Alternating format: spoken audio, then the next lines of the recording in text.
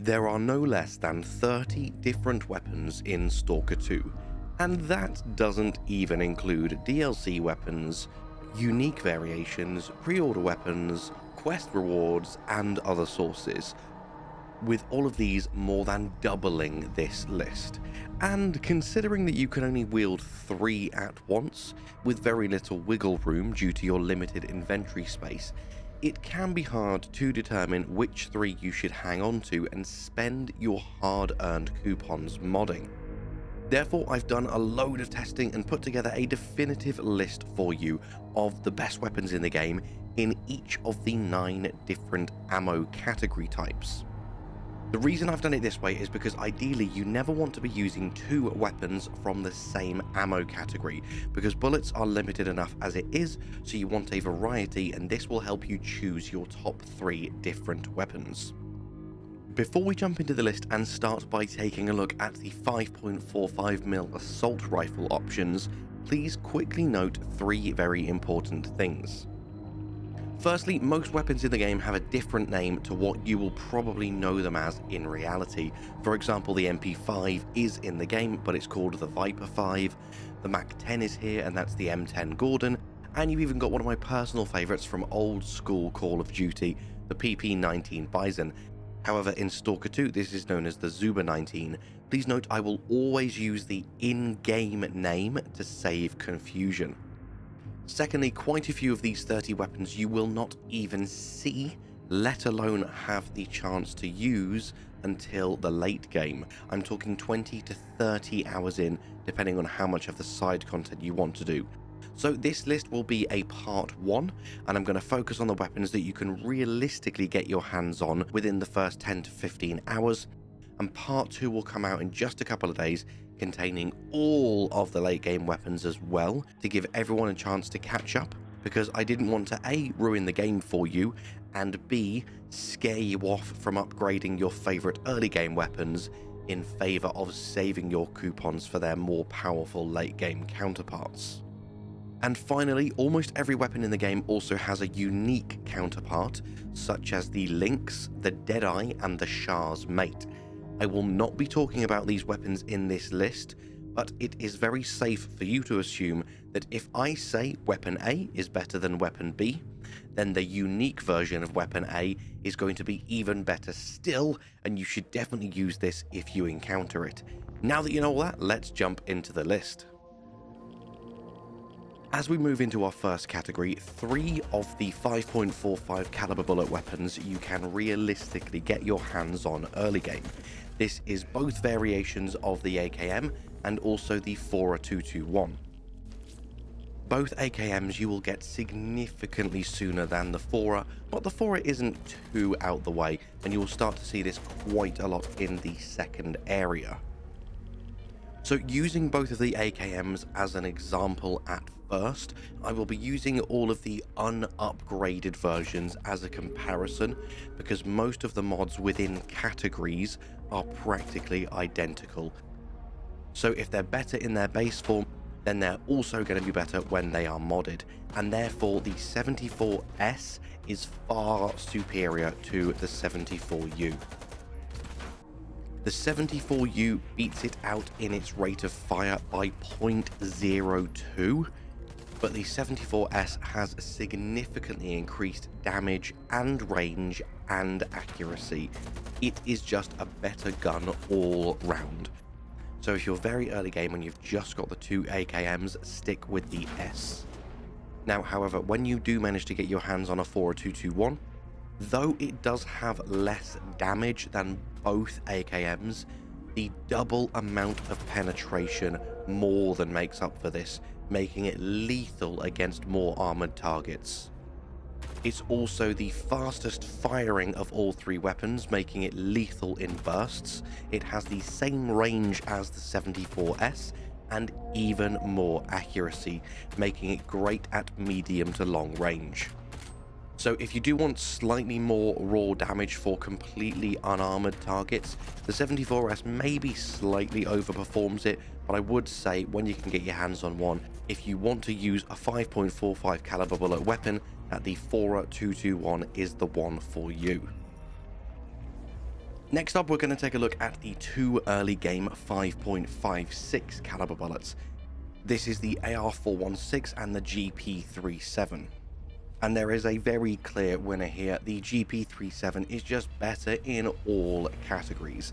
Admittedly, at base level, the AR-416 has slightly more damage at 0.05 more per bullet, but you have to think, if you are using one of these slightly higher caliber assault rifles, you're going to be using so at range. These are definitely long range assault rifles as opposed to the medium range of the AKM and the 4er. And at range, the GP37 is significantly better than the AR-416, with tremendously increased ranged and accuracy stats that more than make up for that slight reduction in the damage. It also has twice as much penetration, making it incredibly good against armored enemies, and with a much higher bullet velocity and effective range, it is still going to be dealing way more damage than the AR-416. The only potential drawback is it is kind of bad in close quarters because of the fact that it does come with this massive scope on it. That's not a mod that I've put on, this is just how the gun comes. But you really wouldn't be using a 5.56 caliber for close range combat anyway. This is why you're going to want a few other weapons on this list, such as my favorite shotgun, which we'll cover very shortly. Next up is 7.62 cal, your sniper rifles. There are only two, and there are only one of them you are going to get anywhere near the early game, which is the SVDM2. Specifically in this clip, I'm using the Lynx because you get it early and very easily. But if you do like a sniper rifle, this is a great sniper rifle. As I say, it's also the only one you can realistically get in this weapon category early on, so if you want to use a sniper, this is the one for you. If you don't, then for now you can ignore this category until you get into the late game. Next up is the most cluttered category of the lot, the shotguns. There are 6 shotguns in the game, 4 of which you can get pretty early on. That means we're going to ignore the SP-SA-14 and the RAM-2 for now, as you can't really get them until quite late on in the game. Of the 4 remaining shotguns, personally, I wouldn't recommend the Boomstick or the TOS. Both of these are your bog standard double-barreled shotguns. That means they literally have only 2 shots and then they need reloading. They are very risky to use in longer encounters. That leaves us with the M860 and the S.T.A.L.K.E.R D12, and the S.T.A.L.K.E.R just outclasses the other shotgun in every single category. Admittedly, you're not going to be able to find the S.T.A.L.K.E.R very consistently until a little bit later on, but you will start to encounter enemies that drop this weapon. The M860 you can find a lot sooner, and near enough holds up to the S.T.A.L.K.E.R. Both of these weapons are absolutely fantastic pump-action shotguns, and I would recommend either of them. The S.T.A.L.K.E.R has slightly better stats and a larger magazine, though you can't upgrade it until you find a technician that is able to, and that's quite a lot later on in the game than the M860, though even its base stats are absolutely fantastic, so if you can get your hands on one, this is the one I would recommend personally. Another thing I would say that gives the S.T.A.L.K.E.R an advantage over the M860 is the fact that the M860 does need to be loaded shell by shell, so it's very easy to run out of ammo and the reload process is very long, so you are left exposed a lot more often than with the S.T.A.L.K.E.R. Next up, for the 9mm SMGs, the only one you've got really early game is the Viper 5, which isn't a very good gun at all. I would honestly recommend, because you can only use 3 guns, definitely using something else other than this. Obviously your pistol as your sidearm, and then probably an assault rifle and a shotgun as your main weapons. As we talk about the late game weapons, the Zuba 19 and the Integral A are both far better and potentially viable, especially their unique versions, but we'll talk about them in part 2 of the video in a few days time. For now, I'd say probably ignore this category. The Viper really isn't a very good weapon. Next up, as we move on to the .45 caliber, there is only one option. I mean, technically there are 2, but one of them is complete garbage. So first up, if we look at the M10 Gordon, I will just read out the description, and this tells you all you need to know. Low price and low precision. That's all you need to know about this submachine gun. especially popular among rookies, but not for long. Real Zone Life soon shows you just how risky it is to cheap out on gear. Yes, this gun is horrendous, never use it. And the only other gun in this category is the UDP Compact, which actually is a pretty decent upgrade to your pistol.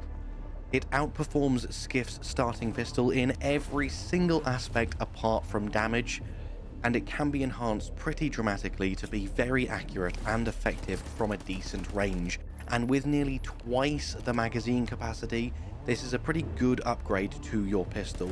So you may want to think about getting rid of that PTM and switching up to the UDP Compact if you would like to use this ammo type. As we move into the 7th ammo type, the 9x18, this is the category that covers your starting pistol, the PTM, along with another pistol, the APS-B, and I'm probably going to pronounce the name of this one wrong, the Bouquet S2? Bouquet? Anyway, that one. The APS-B is a fantastic pistol, I'm not going to lie.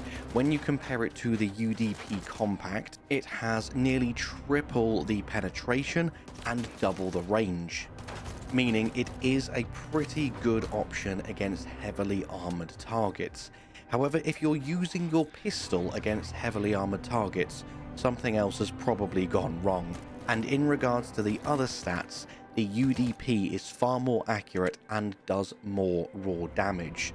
So I would say of the pistols, probably stick with the UDP Compact, meaning the only weapon left in this category is the Bucket S2, which is a surprisingly good SMG. I'd say probably the second best in the game. So if you really want a close combat weapon in your arsenal and you do like your SMGs, this is a pretty good weapon. Definitely one I could recommend because it's the only one in this ammo type I would say that is worth getting and using. Though as you can see from this last fight here with these monsters, I would advise having it on single fire mode. It's a little bit too erratic for full auto. As for the last two weapon categories, the last two ammo types, you've got the 9x39 and the .308. You are potentially going to stumble upon a VS Vintar and maybe a Mark 1 EMR, but the majority of both of these categories is found very late game. So I feel like I'm giving you a really lackluster explanation and answer to both of these ammo types if I'm literally just telling you to use the one and only weapon that you can find when there are quite a few to choose from, including some of the best weapons in the game like the Grom and the Rhino. So I will leave both of these categories along with some of the other weapons that you won't have found yet, like the Karod and the Ram 2, until part 2, which will be coming out in just a couple of days, so subscribe to the channel and stay tuned for that. So all that's left for me to say is thank you so much for watching. I hope you have an amazing day, and I'll see you in the next one. Bye bye.